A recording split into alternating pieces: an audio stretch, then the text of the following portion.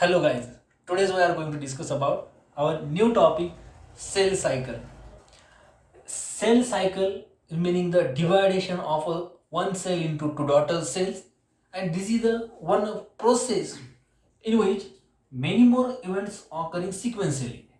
Cell cycle एक ऐसा procedure है जिसमें एक सेल डिवाइड होके दो डॉटर सेल्स बनाते हैं और इसमें बहुत सारे इवेंट्स होते हैं जो सीक्वेंशियल मैनर में एक के बाद एक क्या होते हैं प्रोसीड किए जाते हैं और फाइनली क्या होता है तो सेल डिवाइड हो जाता है। इसे कहते हैं सेल साइकिल। इस सेल साइकिल के बारे में हम आज थोड़ा जानने वाले हैं, डिस्कस करने वाले। सेल साइकिल जो है स्पेसिफिकली एक दो फेजेस में इसे क्या किया गया है, डिवाइड किया गया है। Cell cycle is divided into two phases. First phase is I और it's called interphase.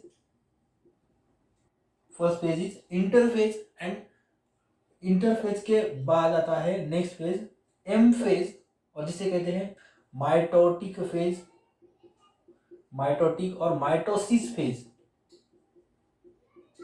Mitosis phase.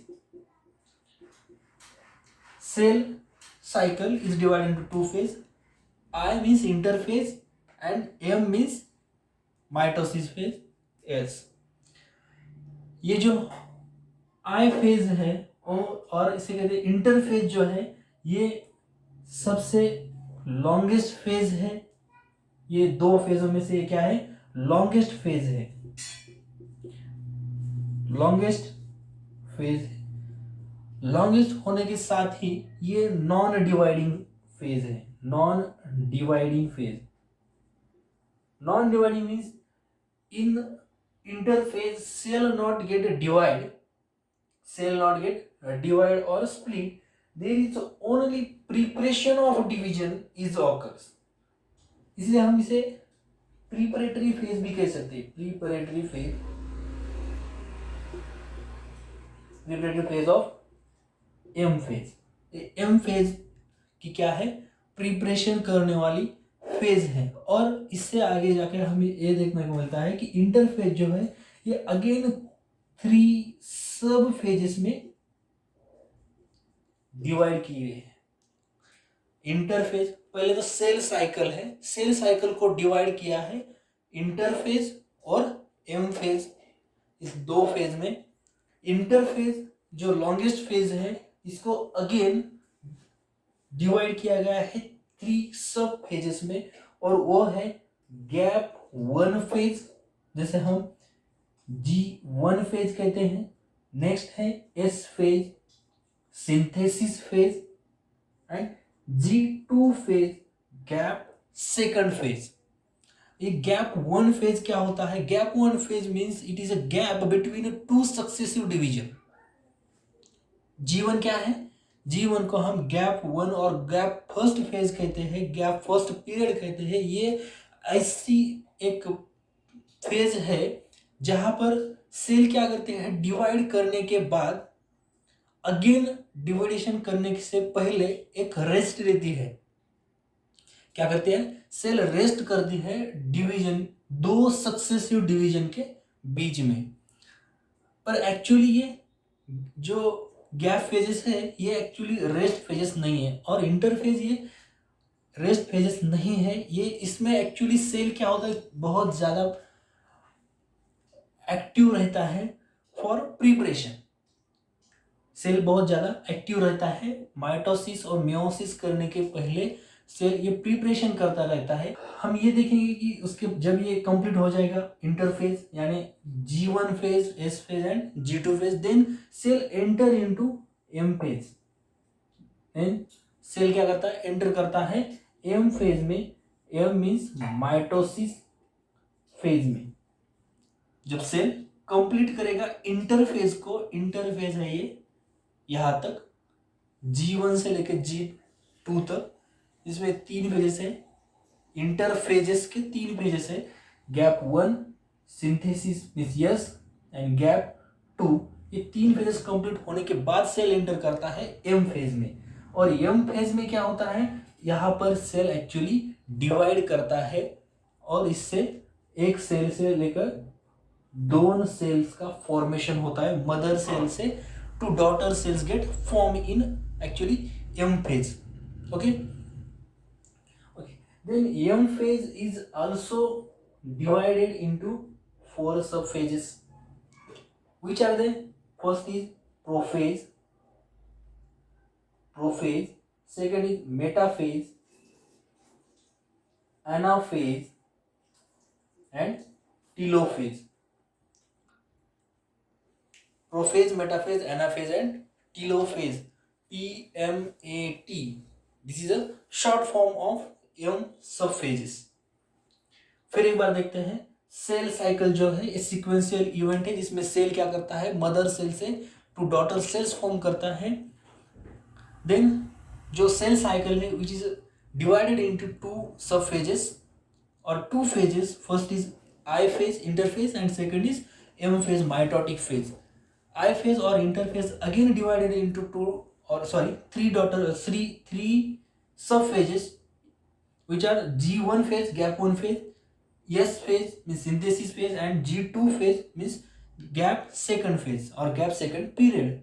After completion of gap second phase means interphase, cell again enter into M phase, and M phase is again divided into 4 subphases which are prophase, metaphase, anaphase and telophase. इसके बाद हम देखते हैं कि यह जो interphase है, जो पहला फेज है लॉन्गेस्ट फेज जिसे हमने नॉन डिवाइडिंग फेज कहा था और प्री प्रेशन फेज कहा था, डिवीजन के पहले, जिसमें क्या किया जाता है, प्रिपरेशन किया जाता है. हम ये देखने वाले हैं अभी इसमें इंटरफेज में कौन कौन से इवेंट्स ऑकर किए जाते हैं और कौन कौन से जो इवेंट्स हैं जिसमें जो एक स्पेसिफिक प्रोसेस में कंप्लीट किए जाएंगे वो देखेंगे हम इस इंटरफेज में. तो चलिए अभी देखते हैं इंटरफेज की जो सब फेजेस है उन सब फेजेस और उनके कुछ इवेंट्स के बारे में. इंटरफेज और इसका फर्स्ट फेज है G1 जिसे हम क्या कहते हैं, gap first period. Gap first period में क्या होता है, गैप फर्स्ट पीरियड में सब कुछ ऐसे इवेंट्स है, इंपॉर्टेंट इवेंट्स है जिसे यहाँ पे हम डिस्कस करेंगे. जिसमें पहला है आरएनए का फॉर्मेशन. आरएनए फॉर्मेशन, तीनों टाइप के आरएनए, आरआरएनए, टीआरएनए और एमआरएनए, ये तीनों आरएनए फॉर्म किए जाते हैं गैप 1 फेज में और G1 फेज में, जिसे हम कहते हैं आरएनए का फॉर्मेशन. इसके बाद आता है protein formation. Protein formation gap 1 phase में आरएनए का फॉर्मेशन होने के बाद दूसरा इवेंट्स कौन सा है, दूसरी कौन सी इंपॉर्टेंट प्रोसीजर की जाती है, तो इसमें प्रोटीन का फॉर्मेशन किया जाता है. Which protein is important for our cell cycle is prepared or formed in the gap 1 phase. और इसके बाद हमें देखने को मिलता है जो सेल का मेम्ब्रेन होता है, जो सेल का मेम्ब्रेन है, सेल मेम्ब्रेन जिसे हम बायो मेम्ब्रेन भी कहते हैं, ये cell membrane also form in gap 1 phase. तो गैप 1 फेज के इवेंट्स एक बार रिवाइज कर लेते हैं. Gap 1 phase is the first phase of interphase in which specially RNA का फॉर्मेशन किया जाता है. उसके बाद प्रोटीन का फॉर्मेशन किया जाता है और सेल के मेम्ब्रेन का फॉर्मेशन किया जाता है. इसके बाद आता है second phase of interphase which is S phase. S को कहा जाता है सिंथेसिस फेज. सिंथेसिस फेज, और इसमें स्पेशल इवेंट्स कौन से हैं, तो सिंथेसिस फेज में पहले तो डीएनए का फॉर्मेशन किया जाता है. डीएनए का फॉर्मेशन किया जाता है जिसे स्पेशली डीएनए के फॉर्मेशन को कहा जाता है रेप्लिकेशन. डीएनए फॉर्मेशन को कहा जाता है रेप्लिकेशन. ये रेप्लिकेशन कंप्लीट किया जाएगा सिंथेसिस फेज में. और ये डीएनए का रेप्लिकेशन अगर करना है, डीएनए का फॉर्मेशन करना है, तो यहाँ पे एक प्रोटीन की जरूरत होती है. वो प्रोटीन होता है हिस्टोन प्रोटीन. कौन सा प्रोटीन, हिस्टोन प्रोटीन. और ये हिस्टोन प्रोटीन की फॉर्मेशन भी इस सिंथेसिस फेज में की जाती है. इसके बाद हम देखेंगे तीसरा सब फेज, जैसे हमने कहा था गैप टू फेज। और ये गैप टू फेज में क्या किया जाता है? गैप टू, पहले तो हमने देखा है कि आरएनए का फॉर्मेशन किया गया गैप वन फेज में, फिर प्रोटीन का फॉर्मेशन किया जाए। प्रोटीन के बाद यहाँ पे जो प्रोटीन बने हैं और इसके बावजूद जो रिमेनिंग प्रोटीन्स है वो यहाँ पे क्या किए जाएंगे? फॉर्म किए जाएंगे। Means in gap two phase also protein formation occur which are needed for the cell cycle।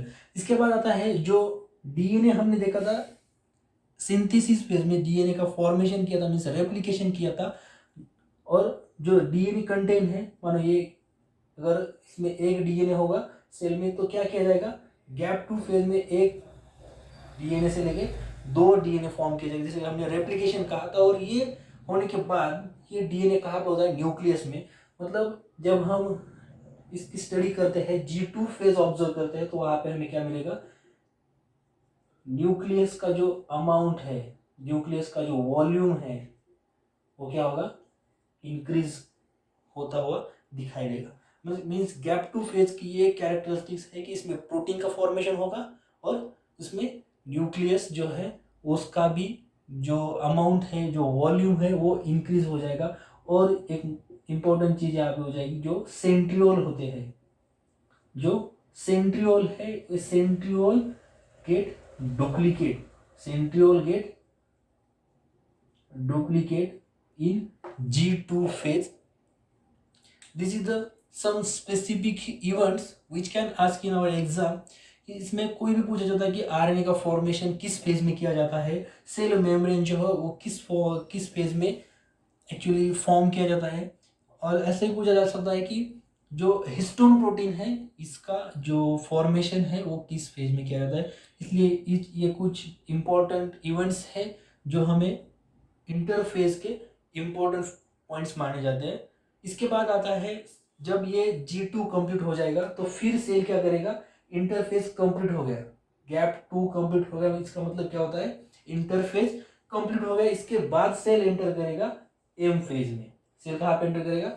M phase में। एंड हमने ये भी देखा है कि एम फेज जो है ये अगेन 4 सब फेजेस में डिवाइड किया है, prophase, metaphase, anaphase and telophase. ये जो एम फेज है और माइटोटिक फेज है इसके बारे में हम अगले सेशन में क्या करेंगे? प्रॉपर डिस्कशन करेंगे। Thank you.